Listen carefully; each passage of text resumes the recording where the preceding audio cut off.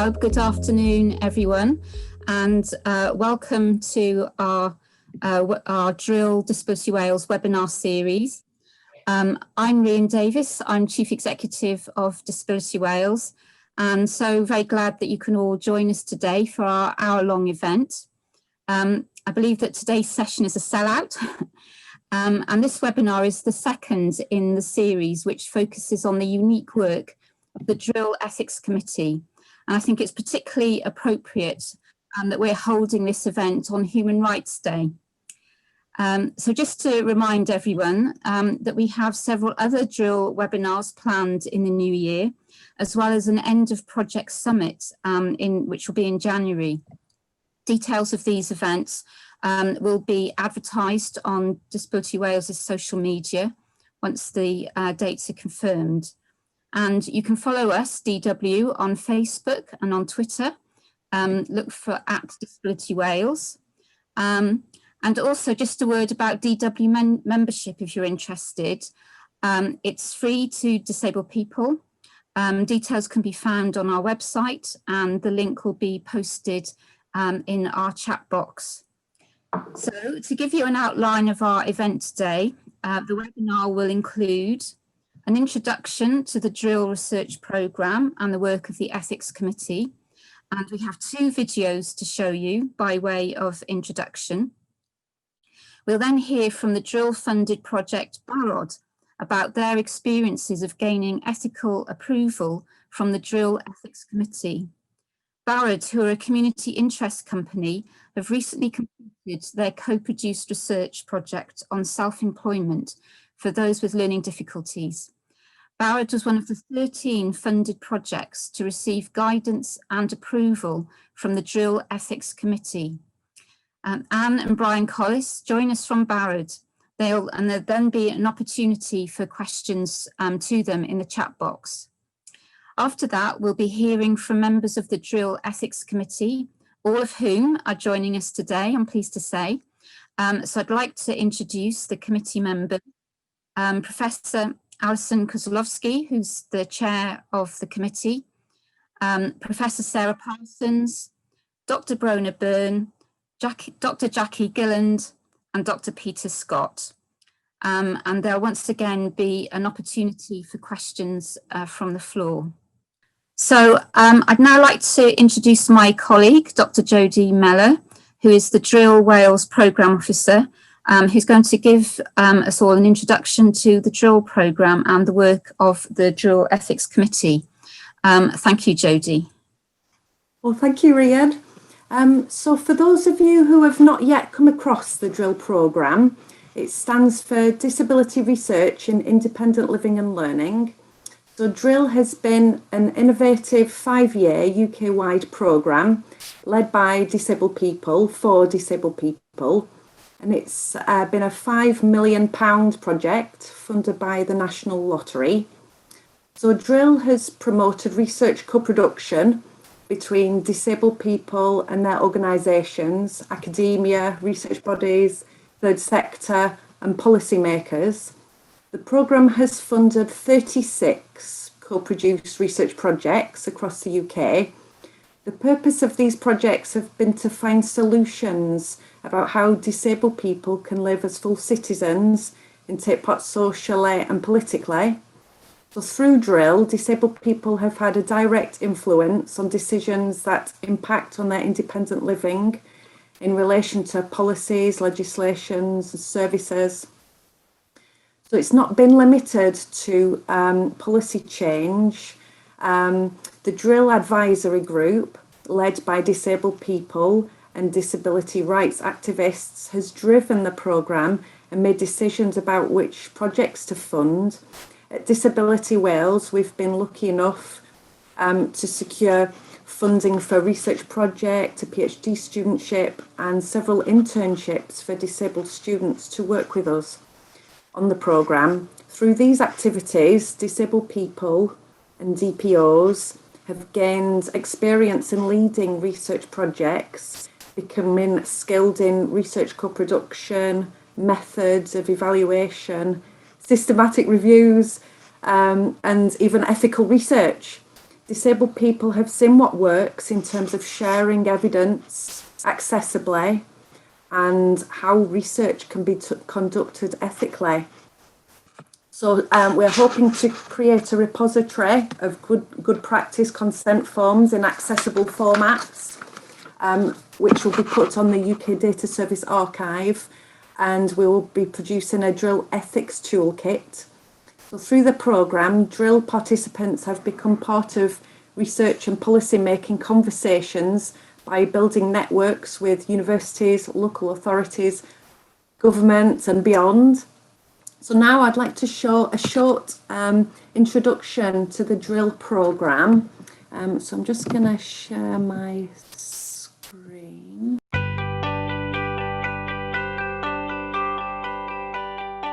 The drill programme was a collaboration between 4 partner organisations, so Disability Wales, where I'm from, Inclusion Scotland, Disability Rights UK, based in London, and Disability Action Northern Ireland, based in Belfast. The projects varied, so each of the drill projects themselves had looked at different topics, for example, one project looked at young people with learning difficulties, other projects looked at around employment, so there are different aspects of sort of independent living and learning that involve disabled people. The whole drill project is certainly innovative because it's taken the approach that the views and lived experience of disabled people is at least as important as academic research. Disabled people are actually having the opportunity to actually work with, co-produce with academics to actually research subjects that are important to the future generations of disabled people. The basics of co-production is that you start with 2 or more parties and they treat each other as equals. There was a real will and a real desire from sort of larger research institutions like universities to actually involve disabled people in disability research. However, I think sometimes the structures that are in place in large organisations make it quite hard for them to actually truly co-produce research. The problem with the universities are they are very bureaucratic, that they fund projects based on their performance appraisal for the academic stuff rather than targeting at specific social issues or in terms of finding some solutions. There's a real danger in evidence-based practice that it starts with the researcher as expert and then makes a whole load of recommendations and then tells people this is what you must do, which is actually the opposite of an approach called social pedagogy, which I really believe in, which says you must start with people's reality and their experiences, and they will pull in knowledge. But you're creating an environment for research that allows people to blossom and flourish rather than makes them feel like they're inferior or just co-researchers in a sort of tokenistic way. I think has really upped the ante in terms of recognising not just the value of the research that disabled people can get engaged in, but the value of disabled people as human beings. So the main finding was that involving disabled people actually added value to projects. So sort of the insider knowledge, the lived experience that disabled people had made a huge difference to the projects, which involved, making the methods, making the writing, the reports more accessible to disabled people. But then also to the peer researchers themselves, a few people through their involvement in the drill project then went on to paid employment. And it also then empowered other people, so other disabled people then, to actually want to lead their own research. Drill has been an amazing success. We've engaged so many diverse disabled people who have been in the lead running research projects, and we're so pleased with how it's gone.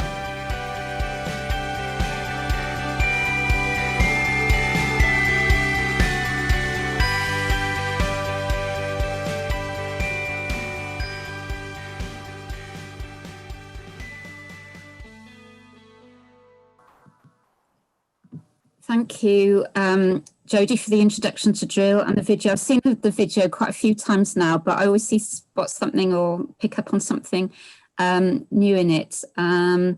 And that video is available on our Disability Wales' YouTube channel. So if you'd like to see it again and again, finding little nuances in it, please feel to go on our channel. Okay, so I'm now delighted to welcome Anne and Brian Collis from Barrod, who, as mentioned, they were one of the 13. Theirs was one of the 13 projects that obtained ethical approval from the committee. So they're going to share what that experience was like. Thank you. Thank you both. The reason that we don't have our colleagues with learning disabilities delivering or co-delivering today is that they're off doing research and we can't substitute for their work. Hence, we were the ones that ended up having to do the presentation. So apologies for that. Over to Brian. Okay, so we're going to talk briefly about how we, our experience of ethics. But firstly, just to say, Barrod is a cooperative. We're made up of people with and without learning disabilities. And we started in 2013. We've been involved in 2 drill projects. One, what makes a good self-advocacy project, a toolkit. That was a small grant, and then a project called The Bridge that was over 2 years and was led by Barrod. So the first project we were involved with was what makes a good self-advocacy project. We looked at what a self-advocacy project looks like, and also then wrote a toolkit with the information that we'd gathered about how you could evaluate self-advocacy projects. It was led by All Wales People First, and we had a group of people, so Barrod provided the co-researchers and supported them. Then Jan Walmsley, who's an independent researcher, was involved, and also the Open University. And we went through the Open University ethics process. So the picture on the left is the front page of their ethics pro forma. And basically, it's got lots of jargon. In the end, what happened was the academic filled it in for us. We did use Easy Read for our consent forms. And actually, it took between 3 and 4 months to get the ethical approval from us receiving the form and working on it. Our second project was called The Bridge. It was about people with a learning disability seeking self-employment or looking together to run businesses by themselves. This was yet again a partnership project. Barrod was the lead organisation here, and we also had some business expertise involved in terms of Social Firms Wales, and then 3 self-advocacy groups: My Life, My Choice in Oxford, People First Dorset, and Carmarthenshire People First. This time, because we didn't have a university partner, we went through the Drill Ethics Committee. And what you see there on the left is the front of the pro forma that you get sent. First thing, it looks a whole lot different. It is larger type, broadly speaking, easier words, shorter sentences. So it's more accessible. It's also, as you go further into the form, it was question-led. Rather than saying, we want to hear about this, it said, tell us how participants will be involved. So that was really useful. And also, I think, partly because of the form being more accessible, we as a cooperative, we felt more in control. As we filled out the form, we experienced ourselves an initial resistance to the feeling of being under the microscope, to being checked out. Sort of, we know what we're doing. How do we need someone else to tell us whether we can do it or not? So there was an initial resistance. We did get some helpful advice by email from from the committee themselves. And also, I think at times we felt a bit stretched. It was a real hurdle to get over. Being checked out. The turnaround was quite quick. I think it was about six to 8 weeks from the process. And this was really useful because we were into the last 2 years of drill when we needed to get going. We also felt that the people who were looking at our ethics proposal, at our research, understood our methods and they understood co-production. And that was really important for us because it meant we could use words we were familiar with. And also there was a real sense of us feeling that we learnt that we could do it. We didn't need to import an academic to do it. We could do it ourselves. And then finally, having had the ethics check and it coming back positive, we did experience a feeling of being more confident in what we were doing, which was a plus. And also as we approached others, they felt happier that we were doing things right. Okay. Yep. So what we now need to think about is the future. There are organisations like Barod. There are many other disabled researchers outside of universities. We don't have to go through an ethics committee, but we're concerned about researching ethically, and we found that having an ethics committee was good for helping us double check whether we had thought of everything about researching ethically. Secondly, we do want to publish academically, and we've discovered that academic journals often need you to have had approval from an ethics committee.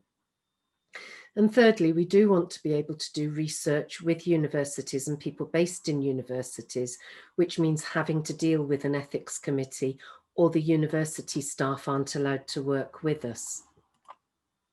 So why not just use a university research ethics committee? Well, the first thing is that as outsiders, we have no natural access. The second thing is that for research teams like Barod Research, power is important. And whereas with the Drill Research Ethics Committee, we were receiving support, advice and guidance, and there was no sense of them trying to take away our power or take control, our experience of working with university ethics committees has been one of having to give over some of our power to them for them to authorise us to be involved with work. And to be honest, there has been prejudice. My colleagues have experienced being told that they're vulnerable adults and therefore the research needs special handling. I couldn't imagine going to some of the university ethics committees that I've had dealings with where somebody with learning difficulties is a principal investigator for research. It always puts us very much in the position that people with learning difficulties cannot be in charge of the research. And the final barrier to using a standard university research ethics committee is that we as outsiders are not familiar with how they view the world and approach it, or the institutional and the bureaucratic barriers. And equally, most research ethics committees are not familiar with our way of approaching the world. Most don't really get co-production, and some may struggle with the whole idea of some of the qualitative and creative research methods that need to be used. So our experience with the Drill Ethics Committee was fantastic. And we would just want to say there is a real need for something like that to continue in the future, because we do need research ethics committees, but we need ones who understand co-production, who understand disabled people, and who are going to particularly let researchers with learning difficulties take the lead. Thank you. Thank you. Thank you both very much. It's always so interesting to hear what Barra's experience has been, and we've got a question in the chat from Angela Gregory, which is, how can universities and or academics be more friendly and approachable to disabled people? Any thoughts on that, Anna, Brian? Okay, first of all, some universities, but more so, many academics within universities are friendly and approachable. Often the issue isn't the individual people, but the institutional systems within universities. Sometimes research ethics can be a little bit more the university trying to cover its butt rather than make sure that research is ethical. So I think if you want to be friendly and approachable as a university, you need to be willing to meet us in the middle. We will try to learn your language and your way of doing things. And please, can you try and learn our language and way of doing things? Thank you. And also Angela's asked, could you talk about some of the creative methods that you've used? Angela, I'm really sorry. If I jumped in and we did that, we would be here for the whole of the hour session. What I would suggest is the links to the work that we did are up on the Drill website. So have a look at that. And I think you'll find some of the things interesting. Okay, so there's a bit of a tease for the audience there, and that's a good marketing thing to get everyone onto Barra's website. So yeah, that's brilliant. And we've had a question from Charlotte Bosso. I hope I've pronounced that correctly. Asking about what consent form were you using? We used the one that we created. Not substantial. This is actually worth saying. It's not so much the consent form, and what we do with the consent is we actually break it down into more stages to make sure that people have actually understood exactly what they're signing for. So rather than a blanket, I've read this form and I'm happy and I've had a chance to ask questions. We'd break it down into stages. But the other side of it is that we learned that the information that universities require in a patient information sheet is not necessarily the information that people themselves ask for or want in order to make an informed decision about whether they take part. So we used kind of standard guidance as the starting point, but then we tailored it to make sure that we felt that everybody really did understand what they were signing up for. Great, thank you. So what's next for Barrod?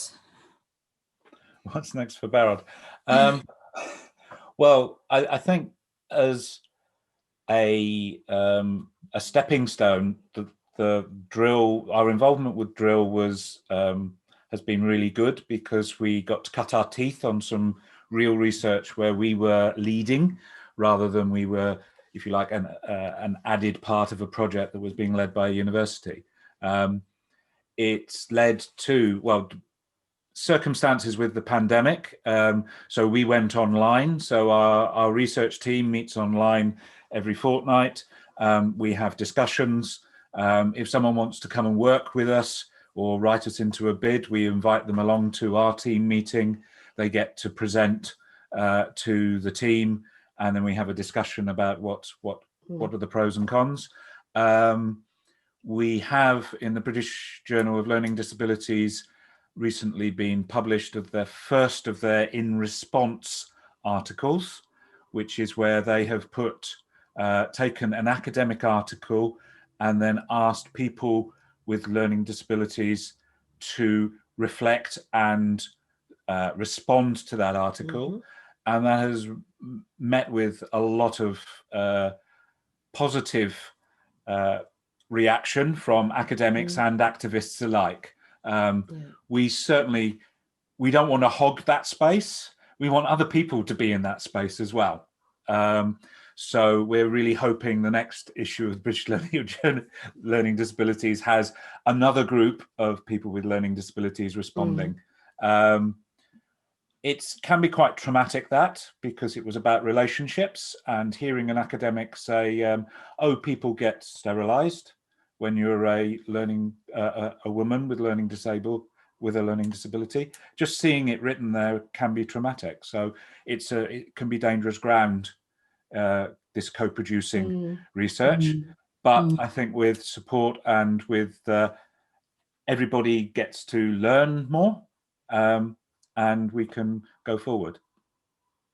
Thank you. And we've been asked if we could provide the reference to the article or the link. If I don't know if either of you are able to do that, or perhaps you can share it with us afterwards, and when we send out the slides, we can, if that'd be all right. But Melanie is commenting that she thought it was a super article, so there we are. Thank you. And I think the one thing I'd like to add about it was, because I've recently left Barod. The article was the last thing that I was involved with, and for me it was the high point, because we often talk about co-production. On this, for that article, and it was a great thing about Zoom, was I was very much reduced to the role of a guide dog, in that I made sure that they had the information that they needed, but didn't then shape or get involved in what people said, how they discussed it, how they responded. And Zoom made it so easy, because I could turn the camera off, I could mute myself, they knew I was there and they could shout if they needed me, but I wasn't physically and visibly and audibly there. And that was brilliant. It was fantastic to know that we now have self-advocate researchers in the UK who can just crack on. And I'd agree with Melanie, they did a brilliant job.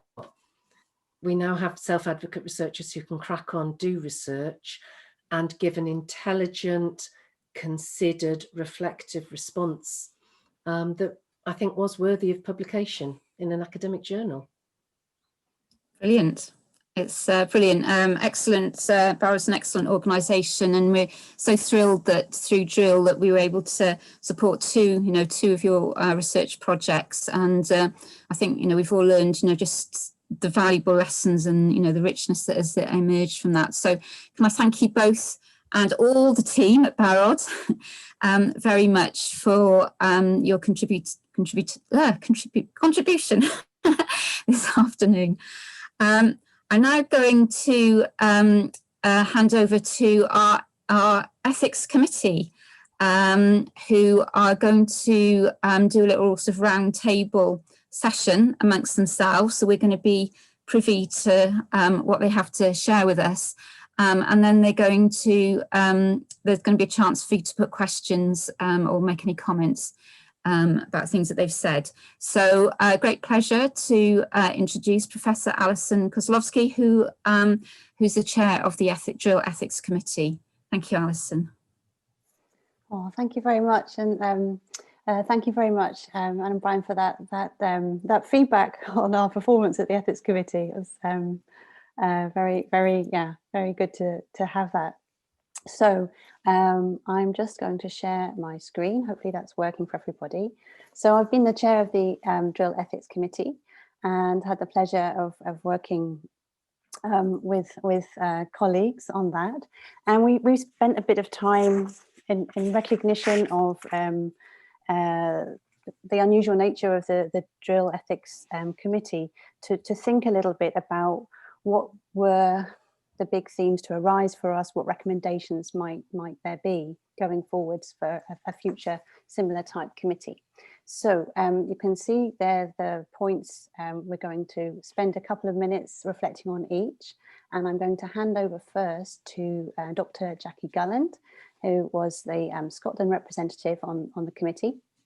And Jackie, would you like to say a few words on demystifying and disaggregating the research process? Yeah, thanks very much. I think actually Anne and Brian have probably said already most of the things that I wanted to say, but I think one of the key things that we learned was the importance of making ethics materials clear and understandable by everyone. So several of the projects that we worked with involved people with learning difficulties, and they were particularly concerned to make their information and consent sheet understandable. And so some projects, including Barod, provided us with examples of forms in an easy read format. So that was a really good learning point from us, that actually the projects already knew how to do this. It was a question of working with them so that they knew how to make things easy for people, and we helped them to make that work for an ethics application.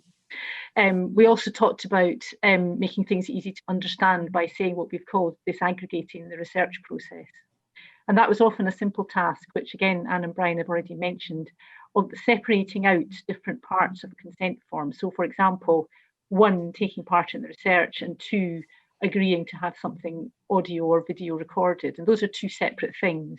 And so it was easier to separate them out and separate explanations so that people knew they were agreeing to 2 separate things. And often just asking the projects to do that kind of thing, take this sentence and make it easier to understand. And part of the problem with that is making regulatory language clear. So how do you explain something like GDPR in simple language, for example? So for a start, calling it GDPR is confusing because who knows what that stands for, or more important, what it means.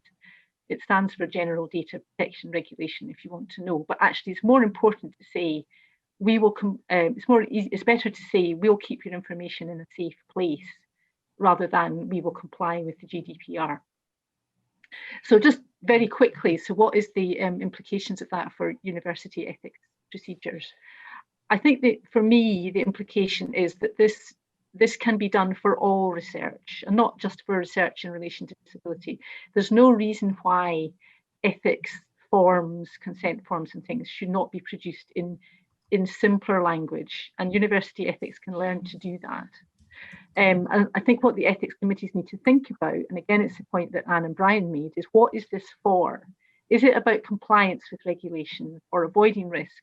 Or is it about making this really ethically available to the people that you're asking to participate in your research? And we think you can do both. And that's our main lesson from that.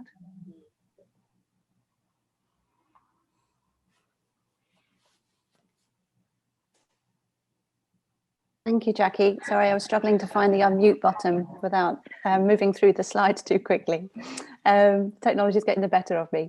That leads us, I think, smoothly on to another point we were discussing around the role of autonomy and self-organisation. So now it's my pleasure to introduce Professor Sarah Parsons and Dr. Brona Byrne. Brona's going to kick off. She is our representative in the committee from Northern Ireland. Thank you, Alison. I think the key point for us in terms of the role of the Drill Ethics Committee was that it really created a space to have a conversation about co-production and about the autonomy of disabled people who may be working in disabled people's organisations or like peer researchers. So we're able to think about it more in terms of a language of respect and recognition, and addressing the traditionally unequal power relation that is existed between ethics committee on the one hand and disabled people on the other hand. There's very much a huge amount of learning from both ways. On the one hand, for the ethics committee in learning how we could promote and empower disabled people who were planning to do research in terms of making our outputs more accessible, but also in terms of empowering disabled people and empowering them in terms of what ethics means and what ethical research looks like and the benefit of that. So for both parties, I think it really pushes the boundaries of what good research actually looks like. I think the massive thing for us in terms of the Drill Committee was challenging the idea that a disabled person is automatically a vulnerable research subject. And we were really trying to turn that around and show that disabled people can, of course, lead on research projects, not simply as disabled academics, but disabled people in the community and working in organisations. So I think in terms of the implications for universities, it's about challenging the notion that when you're taking ethics forms, that disabled people should not always be categorised as vulnerable research subjects, but to acknowledge and respect the autonomy that disabled people have in the research process. Thank you, Brona. Handing over to you, Sarah. Yeah, thanks, Brona. And again, I think I'm just going to be saying something very similar to things that have already been said, but that's because these messages are important and I think bear repeating. And I think just picking up on something Anne was saying earlier about learning each other's language, I think that's a lovely way of putting it, Anne, because I think there is a real need for university ethics committees to not be afraid to learn from researchers and from research experiences, and of course diverse teams of researchers, so that we can adopt creative solutions to problems. We all know, I suspect, that there's a rush to the template, and actually that isn't what we need. We need to understand what are the core principles that we're trying to communicate and how can we most effectively communicate those. So I really agree, of course, with everything that's been said about the fact that, you know, we can do that in different ways, and it doesn't have to be a wordy, impenetrable template. And moreover, you know, it is the fact that plain English or easy read versions or simplified versions of information sheets and so on are seen as other, are seen as belonging to a particular type of research or particular stakeholder group.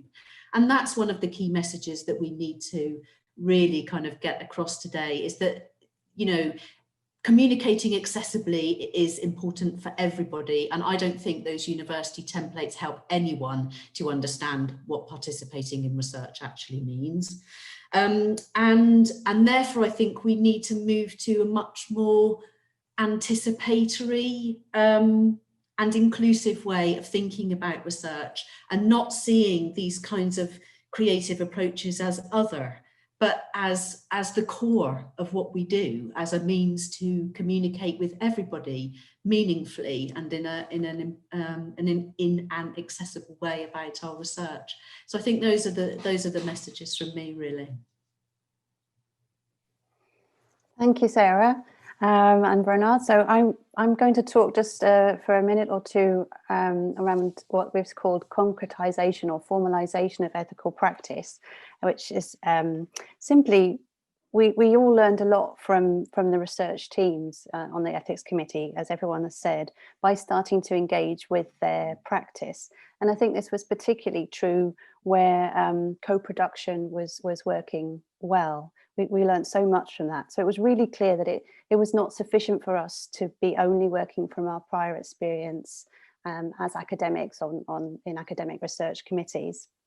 So I think the first lesson there for me is that co-production, as well as many other benefits, also highlights the need for ethical review to immerse itself in the particular concerns of research teams about how to be able to build ethical practice in their activities.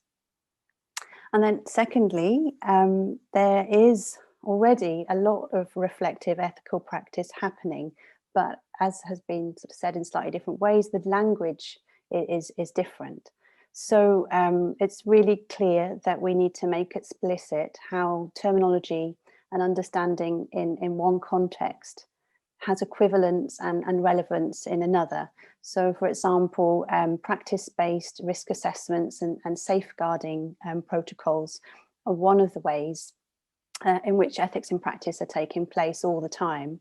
But the language used can be very different, and it's not necessarily obvious that the information that the ethics committee is asking for is already there, but using different languages. So making this clear for research teams who might be unfamiliar with one set of jargon and the formalized language and terminology of ethics builds everybody's confidence in the research process and in the outcomes of the research. So that's my 2 pennies worth. And then finally, I want to hand over to Dr. Peter Scott, and he's going to be talking about institutional architecture. Over to you, Peter. Thank you, Alison. Yeah, so I think it's mostly been said, but I just wanted to put up this this sort of diagram slide that I mocked up to try and sum a few things up, really. Just wanted to reflect really as much probably on institutional roles as institutional architecture. And I think we have to think that all ethics committees are charged with certain responsibilities. So looking at this slide, the more regulatory ones, and what Anne mentioned earlier on as really covering institutions' backsides.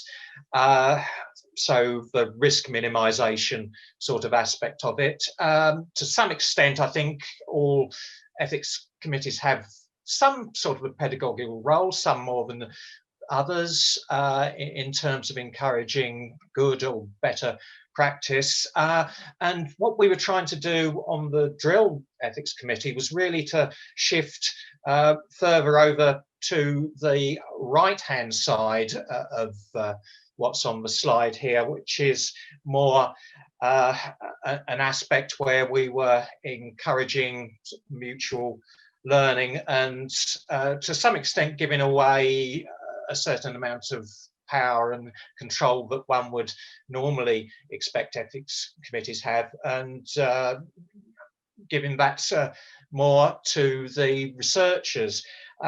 Now, obviously, I don't think we were blind to the fact that to some extent we had regulatory functions as well in terms of determining if and how research could go ahead. But we were very much trying to shift the ethos in the way we approached it. So one of the things we did, for example, don't think anyone else has mentioned this so far, there's a few occasions where we met face to face with some of the researchers. I know that may not be always a very practical thing for ethics committees to be able to do, but it proved very helpful in information exchange, reducing misunderstandings, and working out good ways to do things in terms of trying to help the researchers achieve what they wanted to achieve. So in a number of ways, we were trying to sort of just conduct that shift. I think there's probably a lesson there for university ethics committees, particularly when dealing with disability related research, action related research, to try and be mindful of that, and other aspects too, like the format of documentation, which Jackie and one or two other people have already mentioned. So yeah, I'll just leave that sort of little framework there. It sort of might be sort of just helpful as a memoir, but I'll leave it there actually, Alison. Okay, thank you very much, everybody. I hope that's proved some food for thought from the everybody here today. We wait for your questions, so I hand back over to Rian and stop sharing my screen. There we go.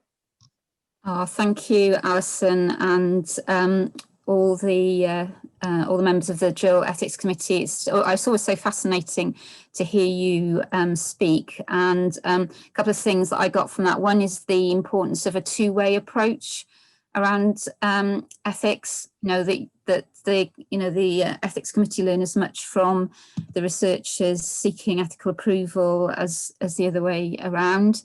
And then also, I think the reference to vulnerable has triggered quite a discussion in the chat box.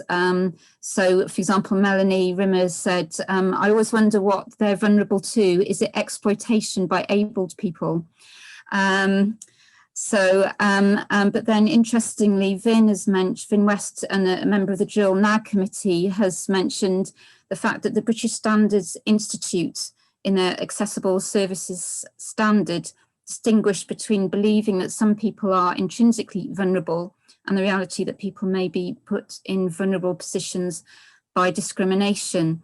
And I think we've seen through the pandemic and the lockdown that in a way vulnerable has sort of come back with new potency, about people being, people could shield or not, whether they're vulnerable or not, and could get access to support, whether they were vulnerable or not. So I think there's, in some ways, it feels like we've gone even further backwards on vulnerability. But, how do you think we can tackle that with, across the institutions of universities, that very ingrained view about who is vulnerable and what vulnerability is?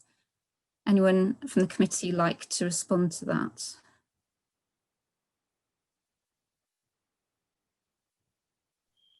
I'm happy to come in on that point. I always think it's fascinating that universities and ethics committees have a box in the form about whether or not you're doing research with vulnerable people, especially since universities are usually working on trying to critique these kinds of concepts in their day-to-day teaching and their day-to-day research anyway, and in their commitment to social justice. I think it's quite ironic that we fall back to thinking it's acceptable to use that language in ethics processes. And I think there's a discussion to be had within university ethics committees about the use of that concept and what we actually mean, rather than automatically categorizing all disabled people as inherently vulnerable. People are vulnerable for different reasons, because of the barriers that they experience in society. Universities can make disabled people vulnerable if consent forms and participant information sheets are not accessible in their own right. So I think it's about trying to challenge the way that we think about vulnerability and having that conversation. Thank you. Sarah?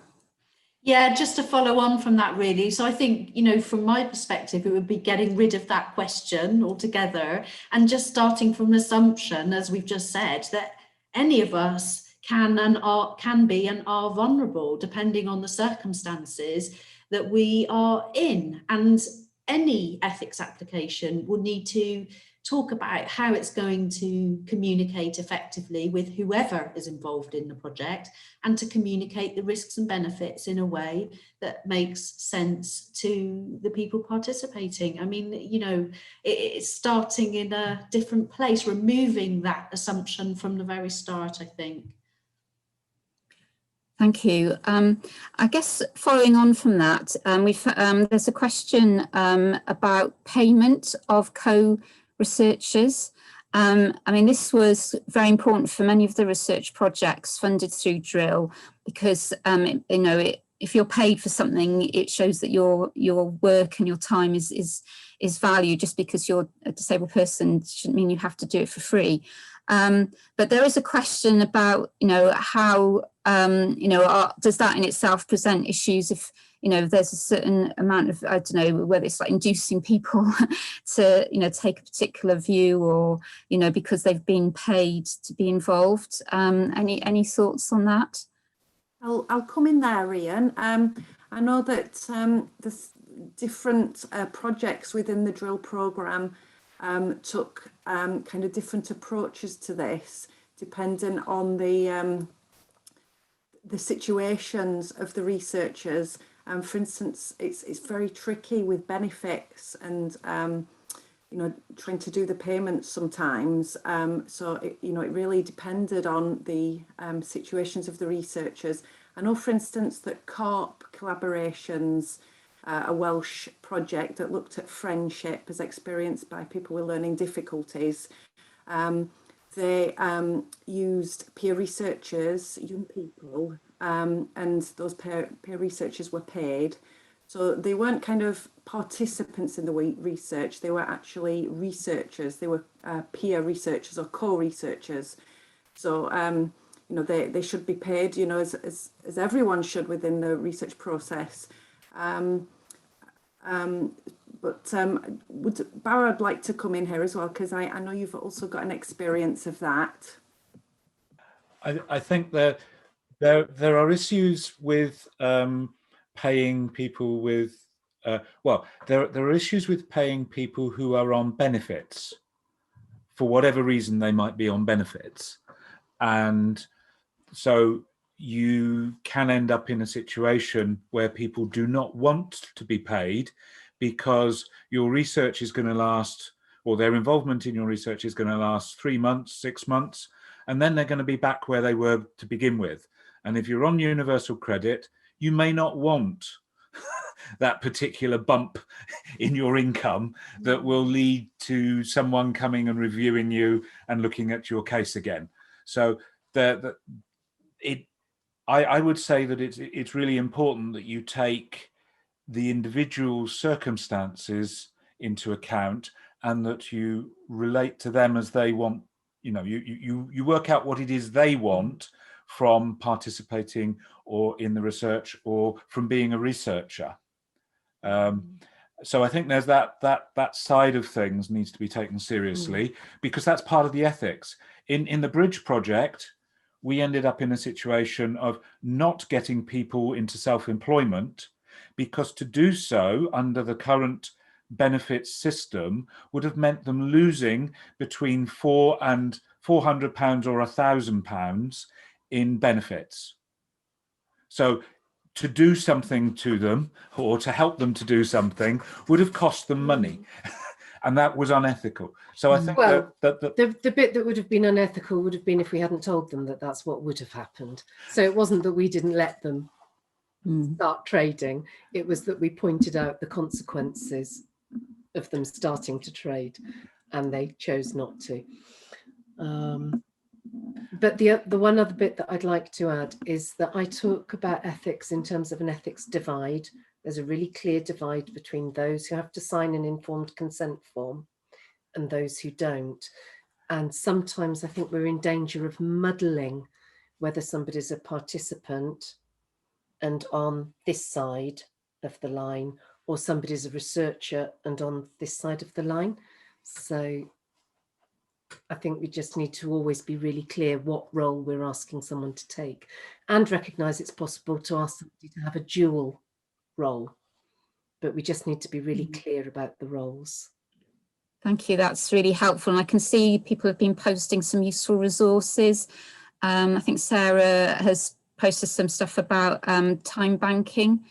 And I can also see that David Turner has also recommended people look at the AHRC Common Cause report about paying individuals and organisations for their involvement. So again, I think we've touched on very much a live issue here. I can't believe it, but we're in the closing minute of this webinar. It just goes so fast. But I'd just like to end really by thanking everybody who has participated in this event, both as a speaker and contributor and as a participant. Some very lively and thought-provoking comments going on in the chat bar. Just a reminder that we will be sending out a copy of the slides and a short evaluation form in an email tomorrow. If you'd like to have a look at the drill video, and also there is a video about specifically about the drill ethics committee. Both of those are available on DW's YouTube page, so do have a look at that. There'll be more drill webinars coming up in the new year. And we'll be advertising those on our social media platforms. And you might be interested to know that the Drill Ethics Committee will have another starring role in the Scottish Third Sector Research Forum, which will be held on the 17th of February. And follow us on Facebook and Twitter at Disability Wales. And if you'd like to become a member of DW and be sure of finding out everything that's going on, you can find the link to our website in the chat box. So diolch yn fawr iawn. Thank you all so very much. And until we meet again, have a very good rest of the day. Thank you. Oh, now.